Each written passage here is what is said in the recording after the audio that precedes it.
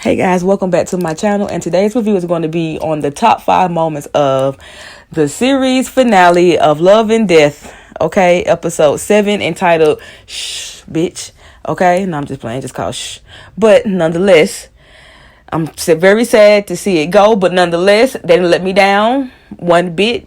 Repeat, they did not let me down one bit in this finale. Let's go ahead and pop it off. Number 1, Kandi takes the stand. Okay, they had me shook because y'all remember last episode it ended with this whole high as hell on whatever pill she be popping to stay calm during this trial. So she had took one, and the judge was like, okay, go ahead and call, your first witness. And here we go. Kandi.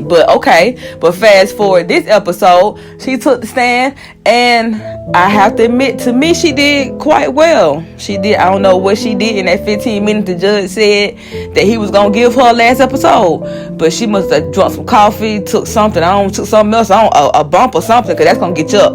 I don't know what she did, but she was up and ready to answer these questions. I love the fact that Dunn was not playing whatsoever, okay, because he wanted to showing some type of goddamn emotion. So when he showed that damn axe and she come turning away, and I was looking like, right, because I'm trying to figure out what the hell. In the moment, I was like, what the hell he got this damn axe up here for? Okay, we get it. We know she did this shit. We know, put the axe down, done. But he all had a method. His method was to have her show some emotion. Because, bitch, we seen you the whole trial, doped up, looking straight ahead, okay?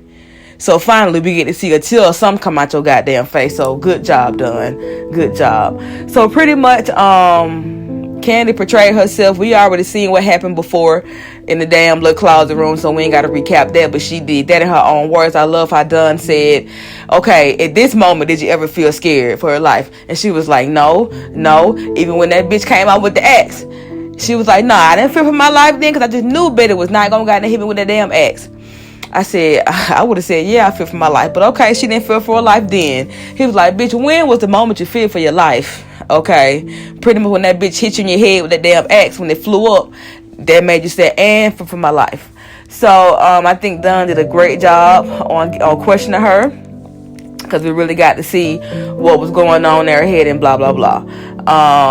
Now what got me when the prosecution was like, what the hell this is I'm holding up in my hand, and Kandi was like, those my sunglass lens. He's like, okay, so how the hell did sunglass lens get found all the way in the goddamn garage? Cause you say you never been out there, right? You ain't never seen the axe. You don't know where the axe at. You wouldn't have no reason to be in that garage anyway, ho. So how did your sunglass end up there? I was like, yeah, tell me too, hell, cause that shook me. I was like, how we get the sunglass lens? But she answered her shit. He tried to get her caught up. She was like, first off, I said when I opened the door up, God damn it, the bitch came at me, so somehow my shit probably got kicked out when she closed the goddamn door back. I don't know. Like, your guess is better than mine. You tell me how I got in there. So I was like, okay, Kandi, good job. But once again, I do want to know, cause bitch, where the garage at? Ain't no garage, like, I don't know. I don't feel like y'all garage like sitting like right there in one of them goddamn new houses with the goddamn garage connected to the goddamn kitchen. You know how you can go to the kitchen, to the garage, and blah blah blah. Y'all ain't got one of them, so I don't know. But either way it go, that was number 1. Okay, we're gonna move right along. Number 2, Pat takes the goddamn stand. Dunn was funny when he came to that house the night before, and he was like, "Why in the hell is y'all goddamn phone off the hook? It's like midnight." And they like, cause our phone keep ringing. What the hell you want, Dunn? And he was like, I'm putting your ass on the stand. And he's like, why I gotta go on the stand? He's like, because your wife a goddamn killer, and they need to know, I mean, even though you a simp ass nigga, they still need to know that, you stuck by that whole side, and you gonna be there, and blah, blah, blah, like a simp ass would be for your family and for the kids, right? So he takes a stand, and as we knew it, he nailed it, because it's all on you. He was saying it was his damn fault before the killing happened. He was saying it was his fault back at the goddamn Coke Club back then. So I'm looking like, right, Pat, so we definitely needed you to go up there and make it seem like it was all your fault, the reason why she cheated on you. got it. But yeah, he pretty much said she's not a violent person. He's like, she never argues, never raises her voice. Like, so this is like crazy. He was like, I'm glad it happened. He like, thank God. He said, you think who and why? He said, I thank God because it could have went the other way, because Betty ass is bigger than her. And I was like, first off, y'all gonna stop saying Betty big. Like, Betty 300 pounds. Betty probably got, 15 pounds on that whole 15? Like, stop acting like she was fat. Like, but go off, Patrick. We got it. So, Pat takes the goddamn stand. Get him off my damn list. Number 3. So the defense doctor takes the stand, the hypnotist.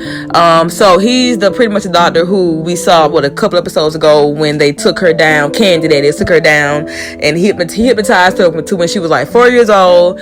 And she got into an accident when she was a kid, and her mom was shushing her in the emergency room, pretty much saying like grow up and whatnot.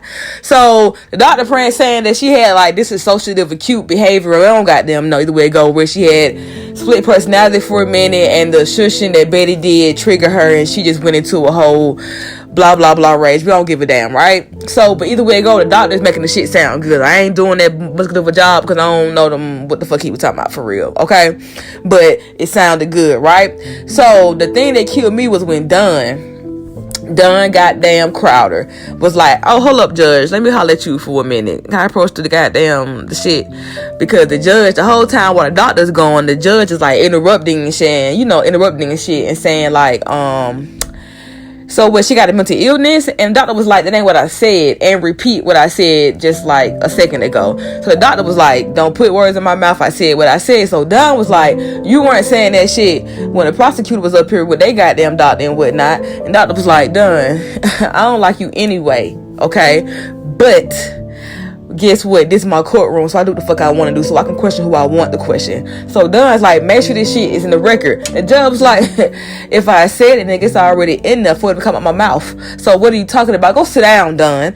So I'm looking like, Dunn, I love it. I love that you don't give a damn. Like, but stop playing with this judge. Stop playing with this judge. So judge was like, I'm gonna hold your ass in contempt, and you get 24 more hours added on. Dunn said, I'm already in contempt and I don't give a fuck, and walks off. So boom, bam. So the doctors did, I think in my opinion, did very good. So time for the other side to come up here and approach the prosecution, and they are pretty much clowning the doctor. They're saying, so you telling me that because she heard shush, her ass goddamn went into rage. Okay, so what made her ass do this shit 41 plus times and blah blah blah. Doctor was like, listen, I said what I said. I don't know why you keep listen. So the doctor, he stood 10 toes down. I fought with him because he really got the job done. He didn't waver. He didn't none of that. He was like cool as a cucumber. Like, I'm not playing. I'm a real doctor. Okay, I hypnotize your ass in here. Keep playing with me. So boom, we done with that. Number 4, Dunn goes to jail. Of course, Dunn Crowder would go to jail because you've been running your goddamn mouth too damn much to this judge, right? So I said, I don't know why the judge gave this man 72 hours because I'm gonna be out in 12, maybe 6. Hell, Dunn was out in 3. I was like, right, so stop playing, because we definitely seen Dunn take fingerprints, all this shit. He taking his mug shot, shooting the bird up. I said, Dunn, I see what kind of person you is. I love it. Keep it up. Keep it up. Keep it up.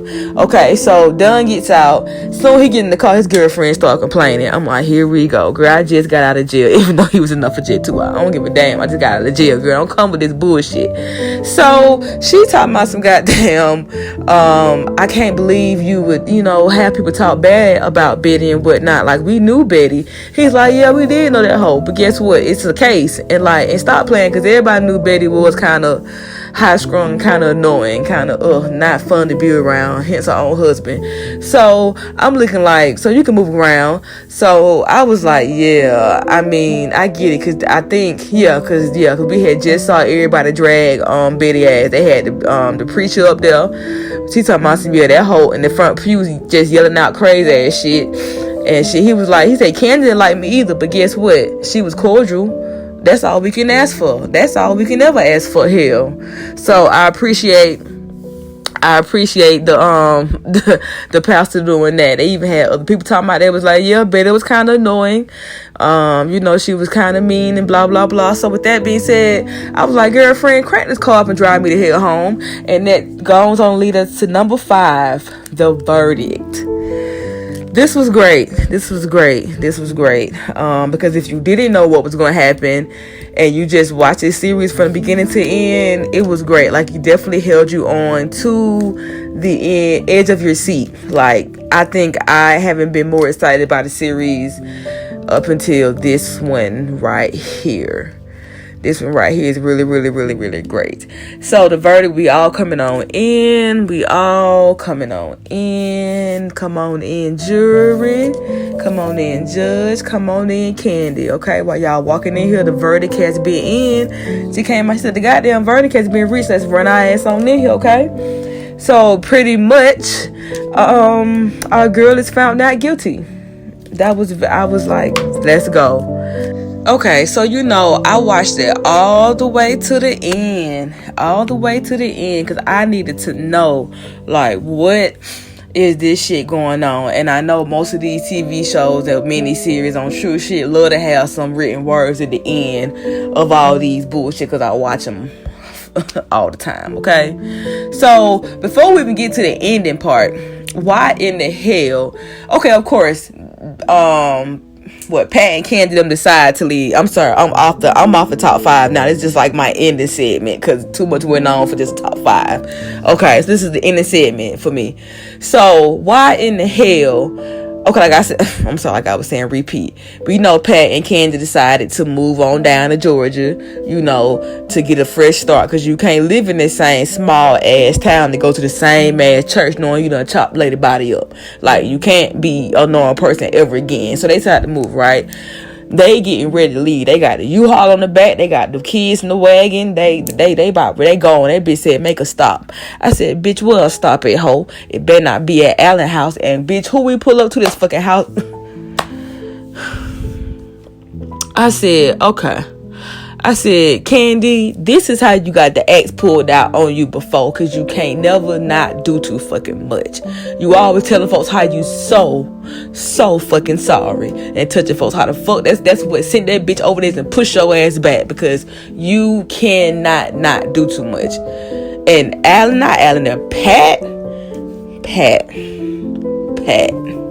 Patrico, I'm about to cuss you the hell out. What?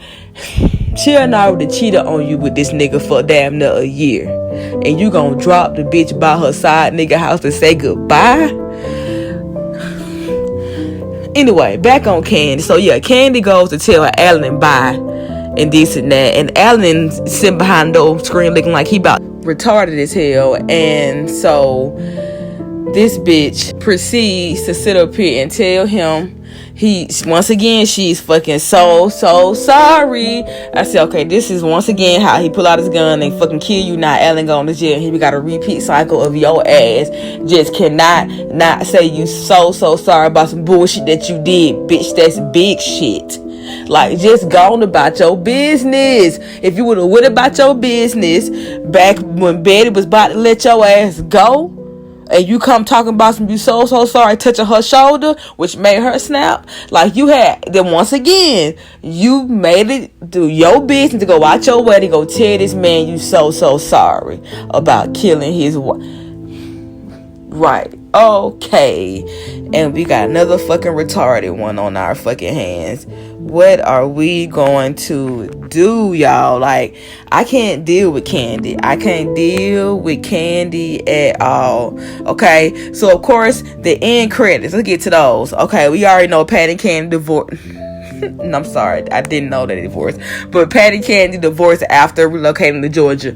I mean, I need to know more details, because I'm trying to figure out why in the hell did y'all get a divorce. Did Pat divorce Candy? And if fucking Pat had any goddamn sense, it would have been him. But knowing Candy, it probably was Candy ass that goddamn divorced him. I believe that was goddamn Candy. Alan Gore married church organist Elaine Williams shortly after Betty's death, because y'all do remember this same episode. See, I couldn't get into it. I was doing top 5 moments, but real quick, when we saw Alan on the couch with that other hoe, and she told me, I don't know how you just getting through it, and they end up kissing and fucking. I said, damn.